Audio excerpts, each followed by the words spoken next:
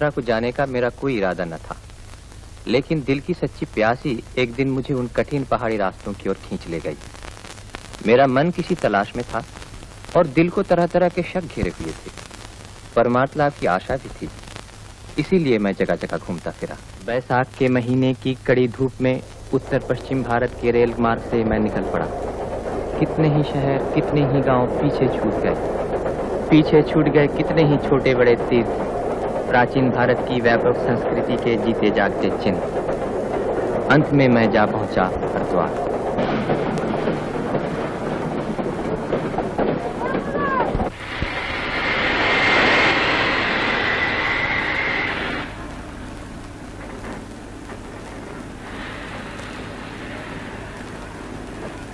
हरिद्वार, हर की पैड़ी। पतित पावनी गंगा पहले पहल धरती पर यहीं उतरी थी। जाह्नवी की पवित्र धारा यहाँ खींच लाती है भारतवर्ष के कितने ही साधु सन्यासियों को, कितने ही पुण्यगामी तीर्थयात्रियों को। गंगा की नील धारा सारे हरिद्वार के चरण स्पर्श करती हुई बह चली है भारतवर्ष की समतल भूमि की तरफ।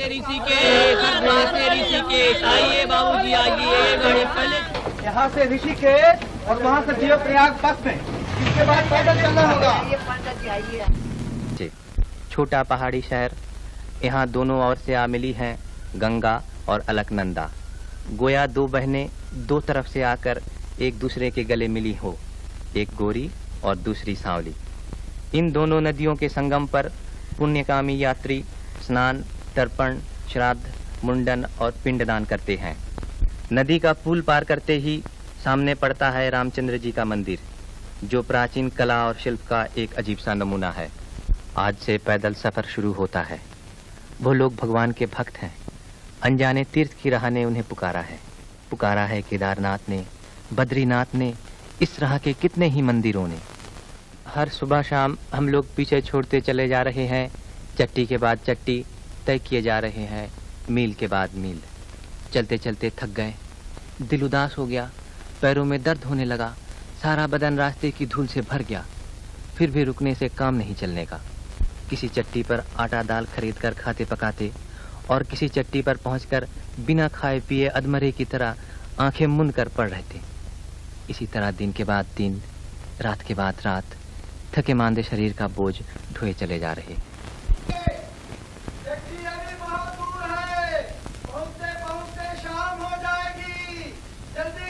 हम लोग चल पड़े बिल्व केदार के दर्शन करके। इसके बाद आता है पौड़ी का शहर श्रीनगर। रास्ता मुश्किल जरूर है, लेकिन चारों तरफ दिखाई देती है स्वर्ग की सी शोभा। गोया हम लोग पृथ्वी को पीछे छोड़कर नंदनकानन की ओर बढ़े चले जा रहे हो। यहीं चलते चलते एक दिन रुद्रप्रयाग जा पहुंचे। तपलोक के बाद देवलोक में आ गए। रुद्रप्रयाग में अलकनंदा मिली है मंदाकिनी से। अब हम लोग आ पहुंचे हैं विशाल हिमालय की अनजानी गहराई। यहाँ से बहुत नीचे है संगम स्थान। दोनों नदियों के मिलन से जलराशि का उछल प्रवाह दिखाई दे रहा है।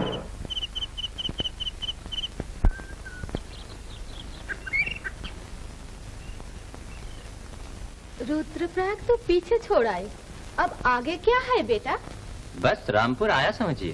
सामने ही तो है रामपुर चट्टी। मंदाकिनी के किनारे किनारे चला गया है हमारा रास्ता। एक ही गंगा की अलग अलग धाराएं, कभी अलकनंदा, कभी मंदाकिनी। कहीं पर नदी उतर आई है ब्रह्मलोक से देवलोक को छूती हुई, बह चली है कहीं तपलोक से गुजरकर मृत्युलोक की तरफ। मैं गड्डी पर आती हूँ। तुम हाल किया ना, हम लोग चले। हाँ, गिराना मत भैया, संभाल के बाबा। घबराइए नहीं, चलने की कोई बात नहीं है। आओ भाई चले। नीचे की चढ़ाई है, जरा संभल के। हम लोग भिरी चट्टी का पुल पार करके चल पड़े। आने जाने वालों की चहल पहल से आबाद रास्ता। सभी प्रदेशों और संप्रदायों के लोग, क्या गरीब क्या अमीर, एक ही राह पर चले जा रहे हैं। कहीं पर गर्मियों की सी कड़ी धूप और कहीं पर सर्दियों की सी बेपनाह ठंडक। चलते चलते हम लोग गुप्त काशी आ पहुंचे। यहाँ मंदिर में विराजमान है काशी के भगवान विश्वनाथ। भारत की तबाही की एक मनहूस खड़ी में विश्वनाथ की मूर्ति को यहाँ लाकर छुपा रखा गया था।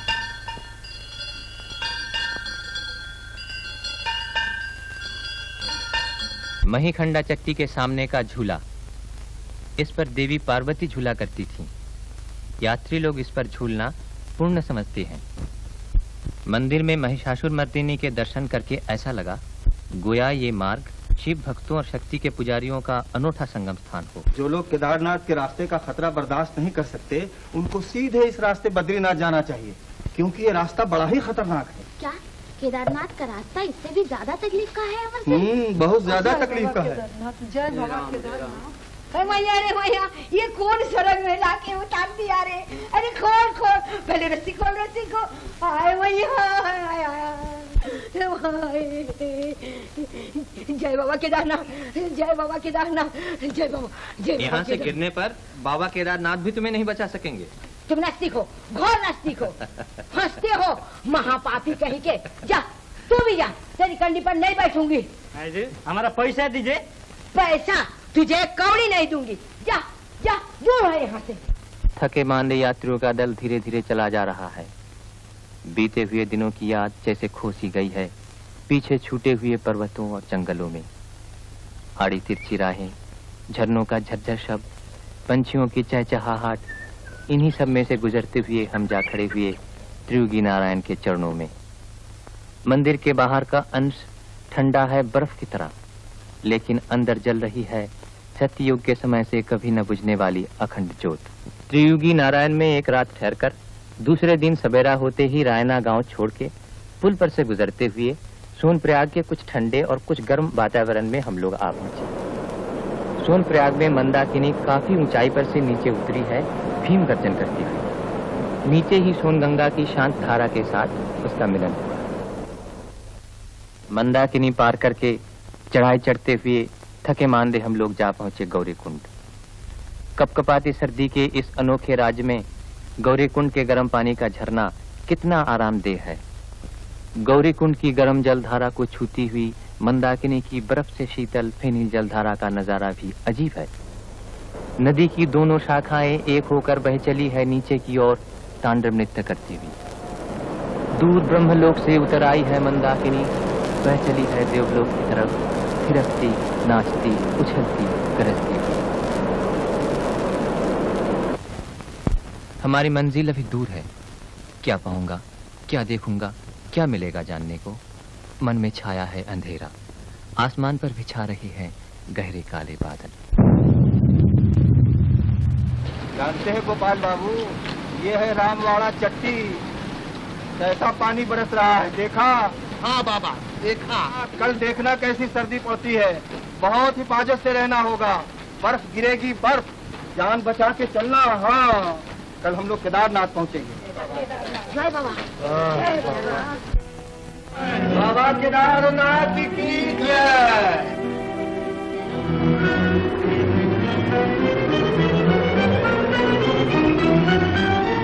केदारनाथ की जय।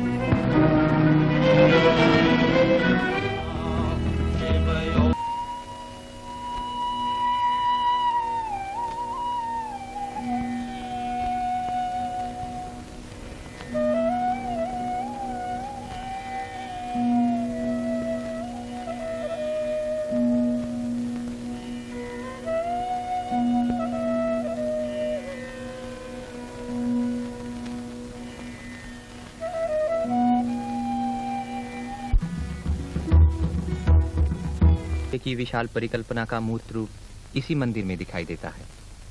लेकिन इस उत्तर धाम में उनकी यह उज्जवल कीर्ति देखकर भी क्यों मेरी शंकाओं का समाधान नहीं हुआ। मन ही मन प्रश्न पर प्रश्न उठते ही चले जा रहे हैं। चल पड़ा केदारनाथ से, चल पड़ा बद्रीनाथ की ओर। लंबे लंबे चढ़ाइयाँ उतराइयाँ पार करके गहरे घने जंगलों को लांघ कर हमने प्रवेश किया कालीमठ के मंदिर के आंगन में। शक्ति रूपिणी कालिका की किसी प्रकार की भी मूर्ति यहाँ दिखाई नहीं दी, केवल दिखाई दिया उनका शून्य आसन। लेकिन इस अग्नि परीक्षा में मुझे सफल होना होगा, जाना होगा, जानना होगा। झूठ और संदेह के बंधनों से मुझे मुक्त होना होगा। इसी भावना को लेकर मैं चल पड़ा, एक लंगड़े की तरह गिरता पड़ता।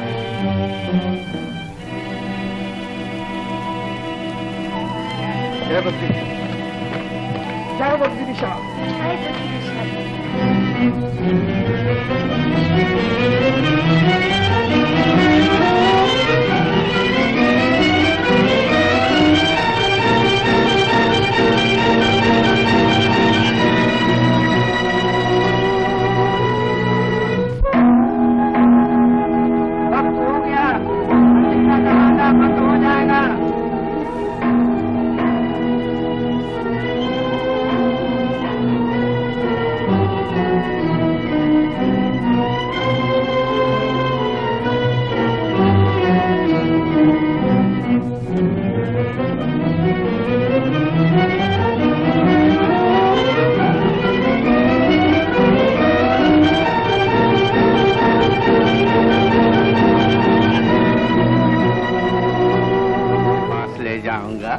उठो, चलो भाई, आओ।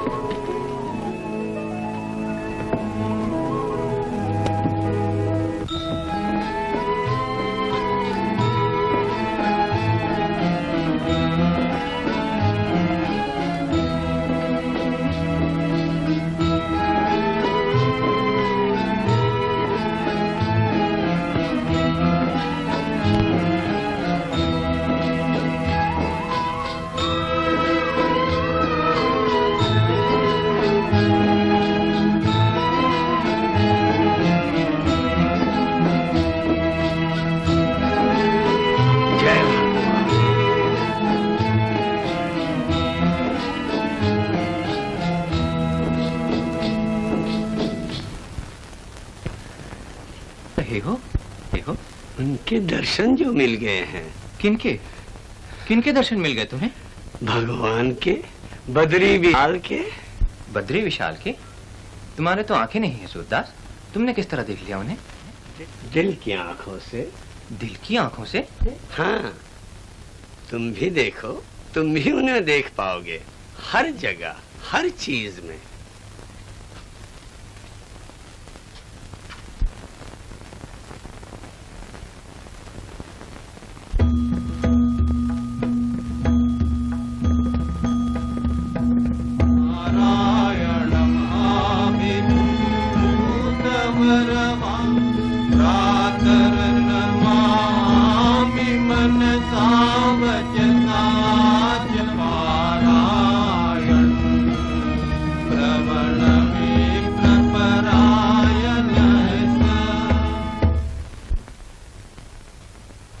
कोई अविश्वास, कोई संदेह, कोई संकोच बाकी नहीं।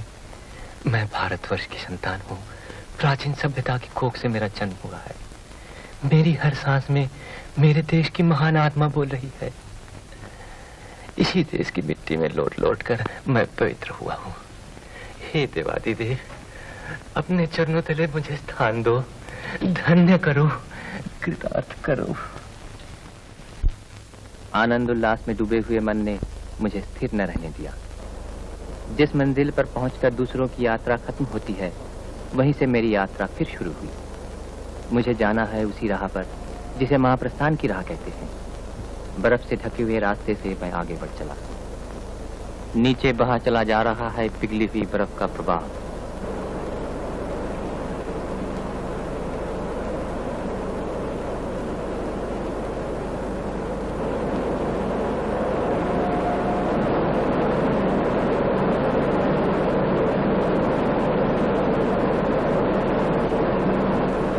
बहुत कुछ आगे बढ़ जाने पर वसुधारा का मनोहर दृश्य दिखाई देता है। वायु द्वारा उछाली हुई जलधारा की असंख्य बूंदें चारों तरफ छिटकी पड़ रही है। रास्ता बहुत ही कठिन है, फिर भी उस गहरी परछाइयों की रहस्यमय लोक में मैंने सामने आंखें उठाई तो गिरि संकट के नीचे ही दिखाई दी वो जगह जहां पांडव पत्नी देवी द्रौपदी स्वर्गारोहण करते समय धरती की गोद में हमेशा के लिए सो गई थी। इस पवित्र लक्ष्मीबान के पुण्य क्षेत्र में पहुंचकर ऐसा जान पड़ा जैसे मेरी सारी सत्ता किसी गहरी चोट के दर्द से व्याकुल हो उठी हो। मैं फिर लौट पड़ा। पुष्पं वेद पुष्पवान प्रजावान पशुमान् भवति चंद्रमा वायपां पुष्पं पुष्पवान प्रजावान पशुमान् भवति य एवं वेद योपामायतनं वेद आयतनवान भवति। यहाँ 3 रातें बिताकर एक एक करके सभी लौट रहे हैं। वही पहले वाला रास्ता फिर आ गया। वही भयभीषणा धवल गंगा भयावनी चक्कर खाती हुई वही चली जा रही है। उसी के किनारे चला जा रहा है यात्री दल। सभी के चेहरे आनंद और उत्साह के तेज से चमक रहे हैं। फिर आ गया पांडुकेश्वर। कहते हैं इतिहास प्रसिद्ध चंद्रवंशी पांडु राजा यहीं निवास करते थे।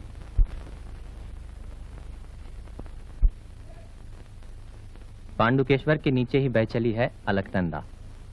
पुल पर से गुजरकर पहाड़ के बाद पहाड़ और कितने ही मुश्किल चढ़ाइयां चढ़ने के बाद लोकपाल के विशाल पर्वत की चोटी दिखाई देती है। सर पर सफेद मुकुट सा पहने हुए ये लोकपाल पर्वत की चोटी बर्फ से हमेशा ढकी रहती है। बीच की भूमि पर हेमकुंड नाम का एक बहुत बड़ा सरोवर है।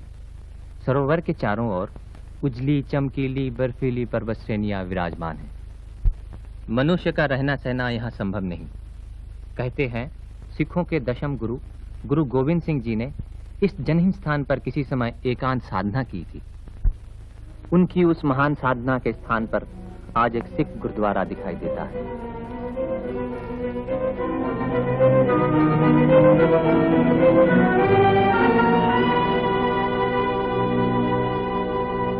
वहां से लौटने पर रास्ते में दिखाई देती है वो विशाल जलराशि जो हेमकुंड से निकलकर लक्ष्मण गंगा के नाम से अलकनंदा में आ मिली है।